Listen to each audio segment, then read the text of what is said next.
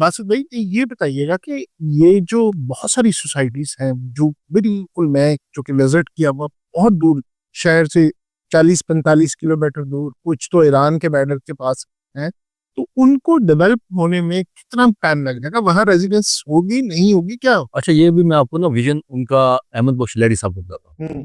उनका विजन क्या था? वो कहते हैं जब शहर डेवलप होता है ना, कभी ऐसा नहीं होता कि आप एक तरह से शुरू होता है तो डेवलप करना शुरू करते हैं, कभी ऐसा नहीं होता। हमेशा शहरों की डेवलपमेंट मशरूम स्टाइल होती है, कोई एक इधर है, कोई एक इधर है, कोई एक इधर है। दूसरा ये होती है कि हर बंदे की कैपेसिटी एक नहीं होती। जाहिर बात है, जो हॉट लोकेशंस हैं, वहां में फर्ज करें 5 मरले का प्लाट हम दे रहे हैं 24 लाख का, तो कुछ लोग वैसे भी कि ये ग्वादर में लेना चाहते हैं, उनको वो 5 मरले का प्लाट 5 लाख में मिलना चाहिए ना। तो ऐसे इस तरह से मुख्तलिफ लोकेशंस के अंदर सोसाइटीज मौजूद है, और एनओसी देने का पर्पज भी यही था कि मुख्तलिफ जगहों पर एनओसी दे दी जाए ताकि हर सोसाइटी का फर्क हो रेट्स के अंदर भी, और डेवलपमेंट भी जारी बात है, और लिंकेज दे दे। ठीक है, तो जो मशरूम डेवलपमेंट होती है, और आप देख लें दुबई देख लें, यानी ऐसा थोड़ी है कि दुबई यकदम ही डेवलप हो गया। तो मशरूम अभी भी देख रहे हैं, पूरा आप रेगिस्तान से गुजरते हैं, फिर अचानक से वादी आ जाती है, फिर रेगिस्तान से गुजरते हैं, अचानक से वादी आ जाती है। तो ये ऐसे ही होता है। अच्छा, वो परेशानी वाली कोई परेशानी नहीं, जिन्होंने दूर दूर जो सोसाइटी है जिनके नाम है देखा जाके परेशान होने की जरूरत नहीं, कोई परेशानी नहीं। जो रियल एस्टेट में इन्वेस्टर होता है ना, यानी रियल एस्टेट का जो बिजनेस चलता है, वो दो लोगों से चलता है। एक हमारे ओवरसीज पाकिस्तानी है, और एक वो हमारे पाकिस्तानी है जो इन्वेस्टमेंट करते हैं, जो अपने जिनके पास पैसा सरमाया है वो लगाते हैं। ओवरसीज पाकिस्तानी तो वैसे ही उनका एतमाद शेल्टर हो गया कि हम भेजेंगे तो फ्लक्चुएशन ही इतनी ज्यादा है, हम पाउंड में, डॉलर में, रियाल में, दिरहम में रखेंगे तो वो हमारा ज्यादा बेनिफिशियल है कि हम पाक रुपीज में उसको शिफ्ट कर दें। बिल्कुल ठीक है। दूसरे जो पाकिस्तान में लोग थे, उनको बिजनेस अपॉर्चुनिटीज यहाँ पे से कदरे बेहतर दुबई में, बांग्लादेश में, यूके, ऑस्ट्रेलिया, अमेरिका में लग रही थी, वो अपना पैसा बाहर लेके जा रहे। बिल्कुल है। तो पाकिस्तान में इवन बीएचए लाहौर, कराची, इस्लामाबाद में भी जो प्रॉपर्टी वो डाउनफॉल की तरफ चली गई। ठीक है, तो ये सारा सिनेरियो मैंने बताया आपको रियल एस्टेट हवाले से, 20 साल हमारे से गुजरे। लेकिन इसके अंदर जो बड़ी खुश आइंद बात है गवादर के हवाले से, वो ये है कि गवादर में इन 20 सालों में तरक्की बड़ी अच्छी हुई, डेवलपमेंट बड़ी अच्छी हुई। अच्छा, वो क्या?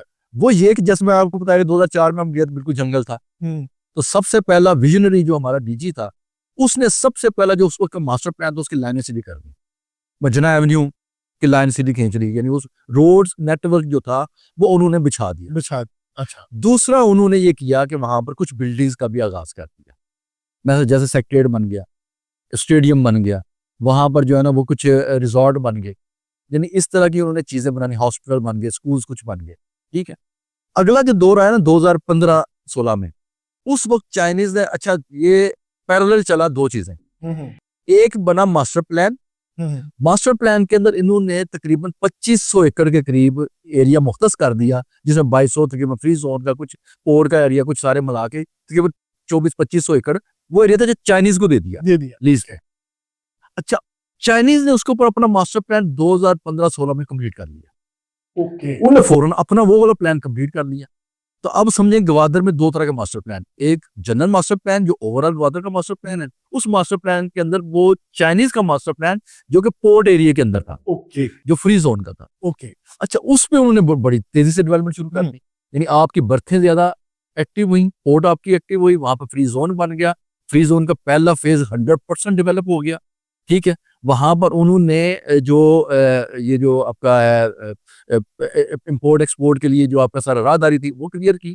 ठीक है, आपका वहां पर प्लांटेशन का बहुत सारे जो ब्यूटिफिकेशन है वो करना शुरू कर दी। इवन क्या कोई बादल है उसमें भी बड़ी डेवलपमेंट हुई, वहां से खट होकर देखें तो लगता है कोई शहर बन। हाँ, और आपने देखा होगा कि वहां पर एक बहुत बड़ी बिल्डिंग चाइनीज ने बनाई जी, जो कि मेरा ख्याल है उसमें 5 स्टार होटल भी है, उसमें इवन हॉल्स भी हैं, रेस्टोरेंट भी हैं, और यानी इस तरह की चीजें बनी हुई हैं। वो कोई 6 या 7 मंजिला बिल्डिंग है, तो टोटल वो 8 महीने में बनी। इतनी तेजी से बनी, ये तेजी से वो ऑपरेशनल है, वो उसी वक्त से 2016 से ऑपरेशनल है। वहां पे एग्जीबिशन हो गए हमारे ग्वादर में। ठीक है, तो है ना कि पीसी है वहीं पे होते हैं, तो खैर कभी उधर ही थे। पीसी भी अपनी जगह पे है, लेकिन ये भी पीसी की तर्ज का एक बहुत बड़ा होटल बना। ये किस जगह पे है? ये पोर्ट के ऊपर, पोर्ट के ऊपर फ्री जोन जो 1 है, फेज 1 फ्री जोन का, उसके अंदर ही बना होगा। ठीक है, उसको चाइना बिजनेस सेंटर कहते हैं, सीबीसी। जनरल पब्लिक जा सकती सारे आप अपना इन्वेस्ट कर सकते हैं। और वहाँ पे बल्कि उन्होंने एक और काम किया कि वहाँ होटल भी है, रेजिडेंस है, रेजिडेंस भी है, ओके, अपार्टमेंट बने हुए हैं, अपार्टमेंट बिल्डिंग्स है, और साथ में आपको ऑफिसेज के लिए भी स्पेस दी हुई है। ओके, आप अपना ऑफिस वहाँ पे बना सकते हैं। ओके, ठीक है। अच्छा, दूसरा जो उन्होंने किया कि एक बहुत बड़ा चैलेंज था, वो ये था कि आपके ना पोर्ट से कोस्टल हाईवे तक की एक्सेस बड़ी मसला था। इन्होंने इसी पीरियड में एक एक्सप्रेस वे बनाई जो ईस्ट बे की थी। ओके, ठीक है, एक वेस्ट बे है, एक ईस्ट बे है। तो ईस्ट बे में आपका पोर्ट से एक कोई 18 किलोमीटर की, मैं कहता हूँ कि वो जो रोड बनाई है एक्सप्रेस वे, वो पोर्ट से निकाल के उसको मिला दी कोस्टल हाईवे को। और ये इसकी जो उसकी हैसियत है या उसकी जो क्वालिटी है, पाकिस्तान में ऐसी रोड मैंने नहीं देखी।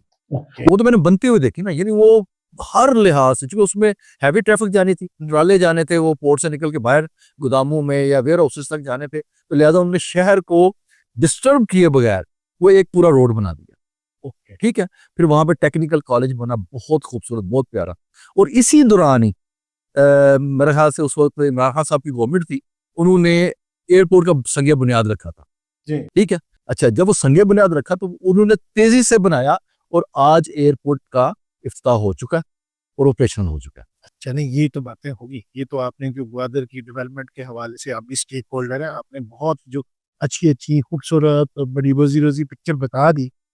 अब उन लोगों के लिए भी कुछ बता दें, किसी के साथ जो कि ये इनके साथ ही अटैच है, पे पूछने की बजाय साथ ही ये सवाल करते हैं कि जिन लोगों ने वहाँ इन्वेस्टमेंट की हुई है, उन लोगों के लिए आप क्या समझते हैं, कितनी देर इंतजार करना पड़ेगा या उनको परेशान होने की क्यों जरूरत नहीं है?